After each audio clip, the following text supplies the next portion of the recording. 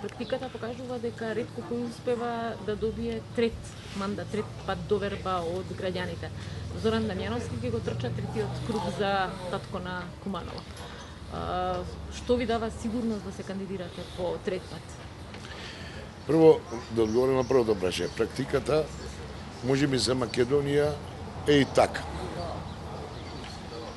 Дека немаме трет избор во моментот, а предпоставам дека во нејниот изборен циклус за локални избори ќе има многу кандидати кои ќе го бркат третиот мандат. Меѓутоа, тоа нешто не е необичаено во модерните демократи на локално ниво.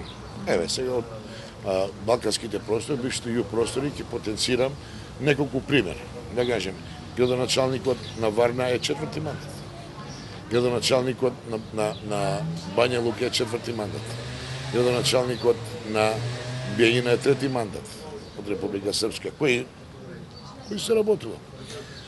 Во Словенија, како пример да ви кажам, на секои локални избори 80 до 85% од кандидатите ги повторуваат мандатите на локалните избори.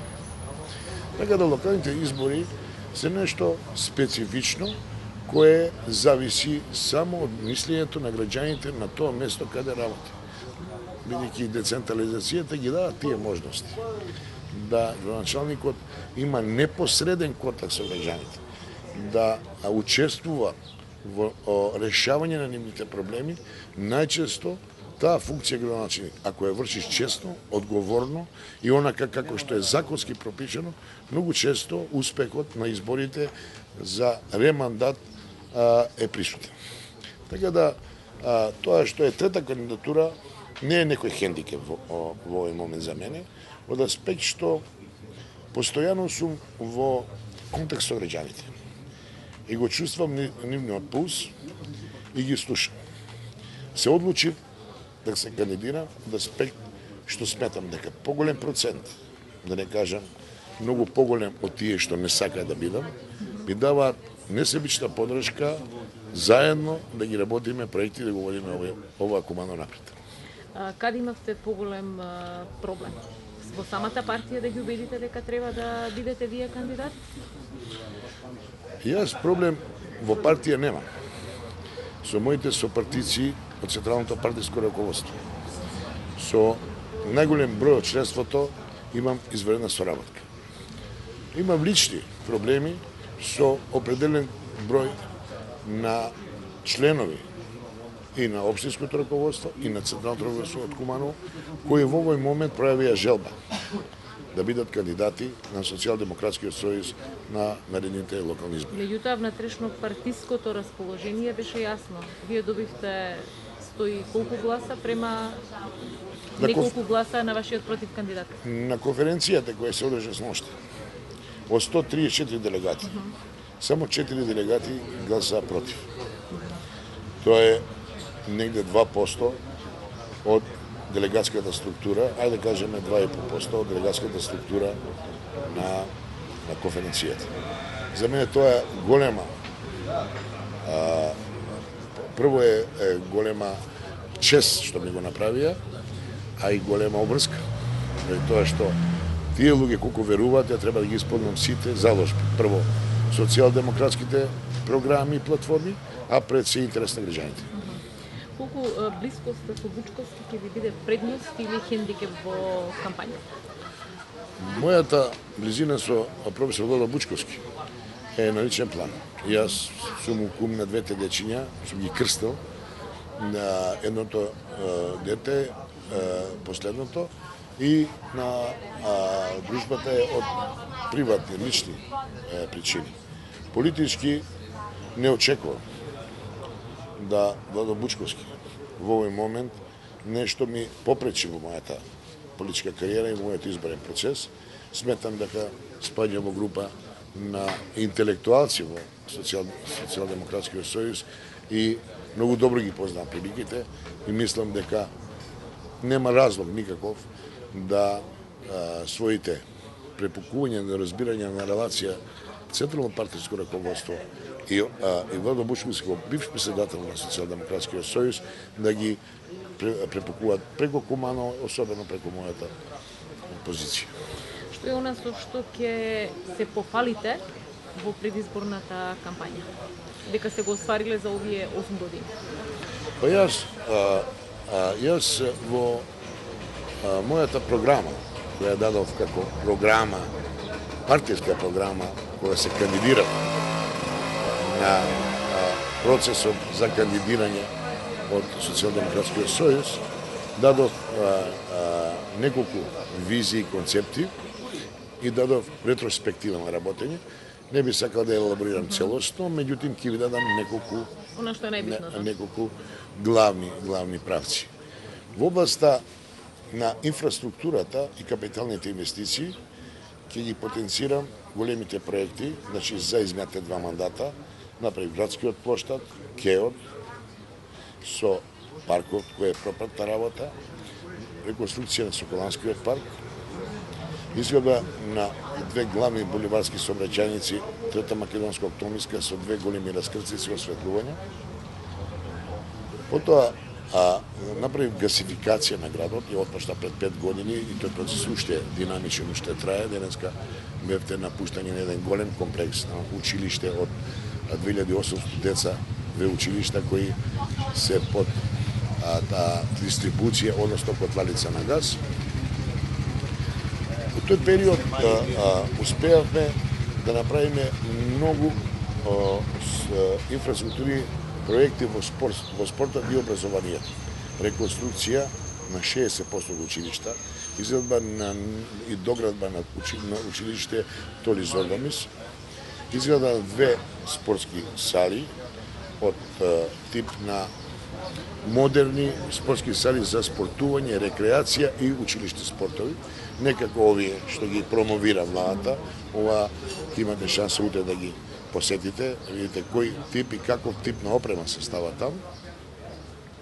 Потоа изградба на атлетски полигон, единствено таков вид во државата, значи кај се одржуваат сите атлетски, тоа е стаза од 200 метра, кружна стаза, шпринтерска стаза, скокачки, фрлачки стаза, значи најмодерен тип на подлага тартар. Отпочнување и во фаза на градба затворен олимписки базен и отворен базен, една голема капитална инвестиција. Довршување на проектот МЕА, пуштање процедурна станица на отпадни води, одржување во функција, еден најеколошки проект во градот. Изработка над 50 километри патна инфраструктура, 30 километри канализацијска структура, 30 километри реконструкција на водоводната мрежа и многу други инфраструктурни објекти кои во овие 5 години. Од тип на културата и спортот, сакам да потенцирам дека од една културна летаргија успеавме да добиеме пред месец и пол дена. 12 мај во Париз добиме награда СЕА Пари како резултат на културните случувања, односно организирани културни манифестации во Куманово. Со тоа се етаблираме како една од најпозитивните светли точки на културата на овој дел на Балкан. Тоа се низа на мега концерти, фестивали кои ги одржуваме, ликовни колонии и други културни манифестации кои Куманово го брендира во таа насока. Во спортот направиме голем подем. Направиме 4 екипи кои се преборуваат во најквалитетните македонски, тоа е кошарката, машкиот, женскиот, ракетот, одбојката. Имаме боречки спорт, имаме масовен спорт, олимписки спорт. Во социјалата, единствен град во Македонија кој има подршка на девен центар за лица со посебни потреби над 18 години. Државата се грижи за деца со посебни потреби до 18 години. Видите, сите овие се оставени на милост и немилост. Подршка на ранливите категории на социјални случаи кои примат паричен наместник. Над 1700 семејства примат субвенции за плаќање на вода и џубриве на семејства кои примат паричен наместник. Еднократна парична помош на болни изнемогли и подршка, што е највидно да се апострофира, на стечајците, кои се негде 250 до 300 на број, со субвенции во смет и вода, организиран транспорт, платен транспорт, континуирано, градски линии. Значи, се оно што е потребно да го прави граѓанинот достоинствен, за да не биде постојано под присуд на блокирани сметки од овие услуги што ги дава локална самоуправа. Значи, овие работи што ги сработиме е еден доволен потик за да размислуваме натаму, да ја профилираме нашата програма и да дојдеме во позиција да го направиме Куманово најпристојно место за живење во овој дел од Македонија, особено да го профилираме во граѓански концепт како дел од интеграција на големото семејство. Граѓаните ги интересира дали има шанси Тутунски да проработи, бидејќи тука беа вработени многу луѓе, беше врзано се со Тутунски. А знаеме што стана како една лоша приказка, една лоша приказка која со години, да не кажем деценија, се превлекува назад. Прво беше со блокирани сметки, па стечајна постапка, предстечајна постапка, па една приватизација која заврши, како што гледате, со судска развршица, затварање, поништување на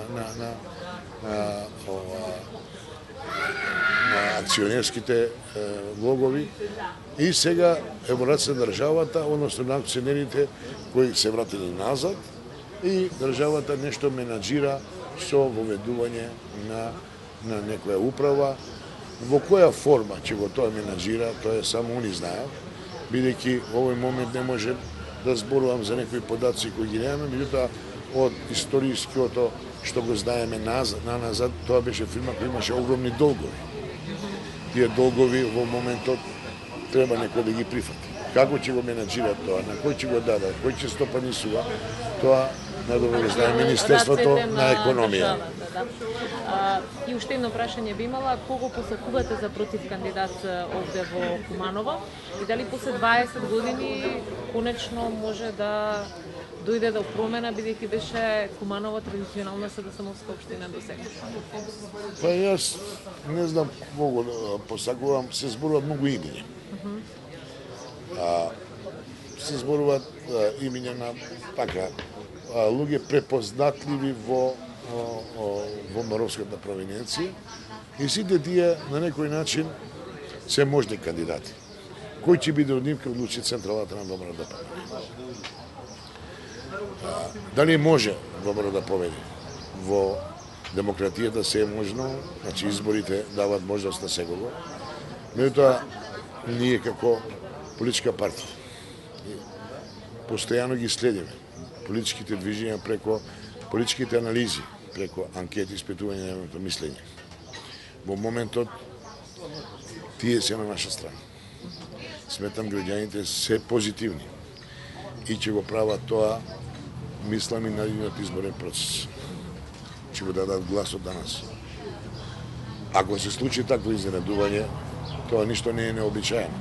Меѓутоа ќе направам се во изминатите 6-7 месеци да уште повеќе ги зацрна позициите на Социјалдемократскиот сојуз и моите лични позиции и да направиме убедлива, уште поубедлива победа од 2009 година. Господин Дамјановски, ви благодарам што прифативте да дадете интервју за телепорталот АЕД. Ми беше посебно задоволство и мислам дека нема да биде и последен интервју, бидејќи вие сте од ретките телевизии кои не се режимски и кои немаат диригирана програма, работите по принцип на истражувачко новинарство, на она што сакаат граѓаните да го видат и чујат, и сметам дека на таква отворена телевизија ќе бидам присутен секогаш кога ќе ме повикате. Благодарам многу што